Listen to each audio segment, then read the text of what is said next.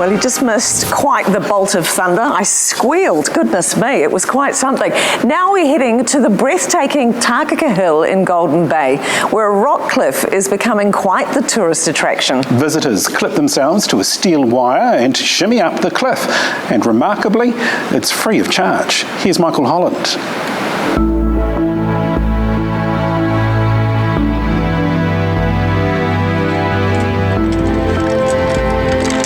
Beyond the edge, squiggles of State Highway.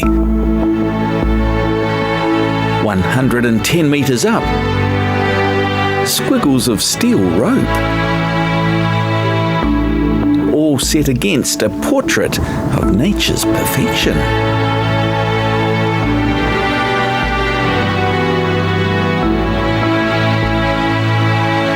The Takaka Valley leading down to Golden Bay, Farewell Spit out there on the horizon. Look at it, it's magnificent, it's majestic, it's marvellous. 3 M words, come on, give us one more. It's magic, it's absolutely magic. And equally captivating, the dangling dedication of father and son, Till and Lewis, Andrew the engineer, and other hardy volunteers adding extra degrees of difficulty to the country's first free Via Ferrata. The term Via Ferrata is actually Italian and means iron way. It is a cable climb. You follow a steel wire that you clip yourself to. Get people out into the great outdoors and climbing in the hills. This, the climb's new 250-metre extension, due to open in a couple of weeks, 12 months after the first section, which has so far challenged 7,000 climbers. This route is quite a significant step up from the first one. It's much more vertical. It's that we've made the footholds smaller. We've made the gaps between the footholds a bit bigger. It's a bit more overhanging. There's a couple of ladders. There's a 2-wire bridge. The ladders lean out from the cliff, and so you're sandwiched between the ladder and the rock. So you climb with your back to the rock. All you have between you and that most amazing, majestic view is a couple of aluminium rungs. This is a big cliff, you know, so I always wanted to use a big cliff.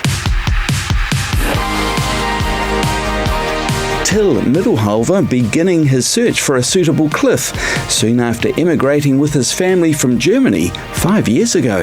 I came up, scrambled through the rocks and the bush and had a look and thought that might work. His passion for Via Ferrata coming from family excursions in Europe, where the cable cliff traverses are commonplace. He rang me one day and he said, "Andrew, can you give us a couple hours of voluntary time?"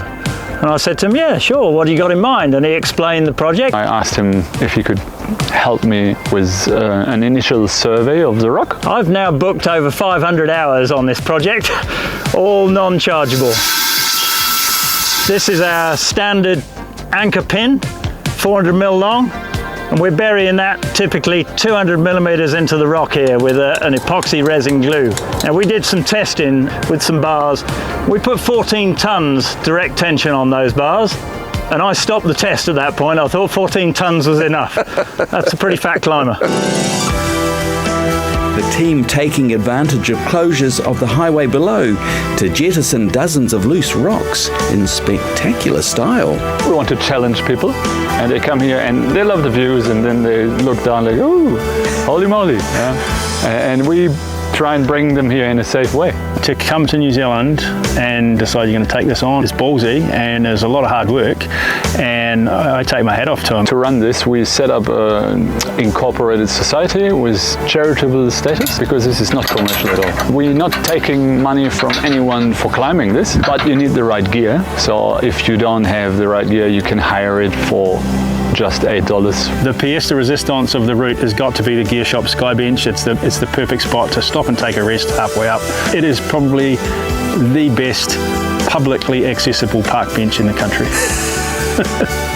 Definitely the most exposed. This is your safety line. You're attached to it by 2 lanyards with carabiners, and when you get to a pin, you unclip one, clip it over, unclip the second, clip it on, and keep going. Always clipped in with 2. This is your shock absorber. If I fall on this will expand out to about 1 metre long and it'll absorb the energy. Those people that come along are in for a great day in the outdoors, climbing exposed cliffs and challenging themselves physically and mentally. They will overcome fears. Whenever you push your comfort zone, you will grow. And this is a great way to do it.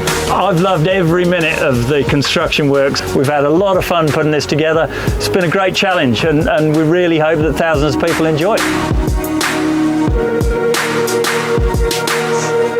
It is.